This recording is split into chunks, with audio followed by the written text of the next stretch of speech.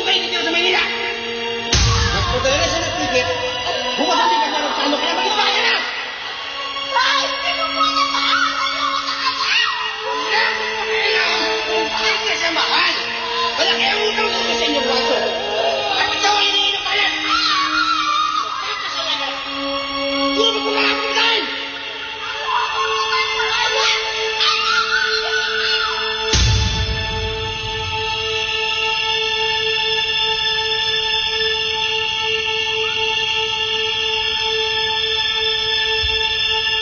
Umabog ang ating eroplano noon. Dahil nais ng Panginoon na iligtas tayo sa malulupit na tao. Kaya nagkasama-sama tayo. Kaya naririto tayo.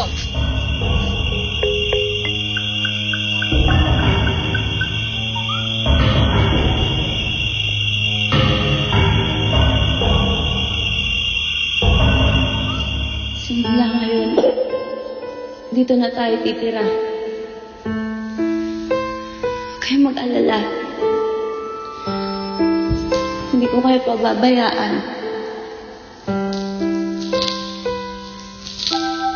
Ikaw, anong pangalan mo?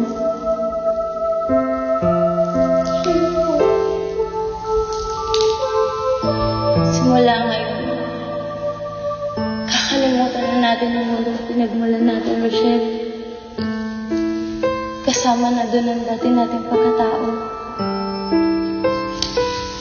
Bibigyan ko kayo ng mga bagong pangalan.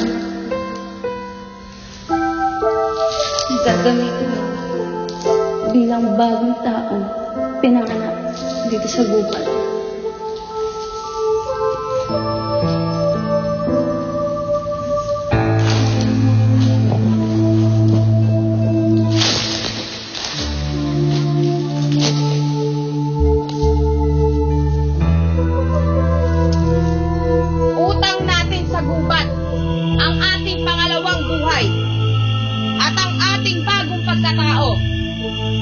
Kaya bilang kabayaran, habang buhay tayo dito, at mas ligtas tayo dito. Kaya sige, magpakabusog kayo. Huwag niyo lamang kakalimutan magpasalamat sa mga biyayang ating natatanggap. Sige, kain!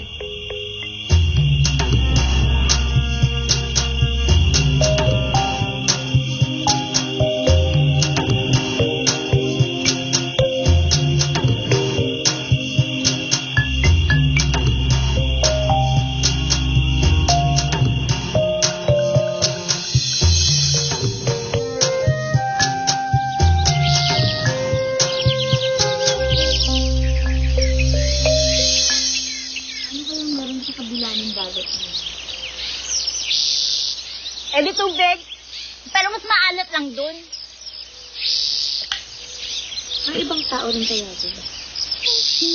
Halimbawa meron nga. Alam mo mahigpit na pinagbabawal ng ating pinuno na magpakita sa kanila. Ito talaga si Mumay. Tinalo mo pa sa pinuno namin sa kaibigan. Tayong apat lang nandito kaya okay lang pag-usapan yun.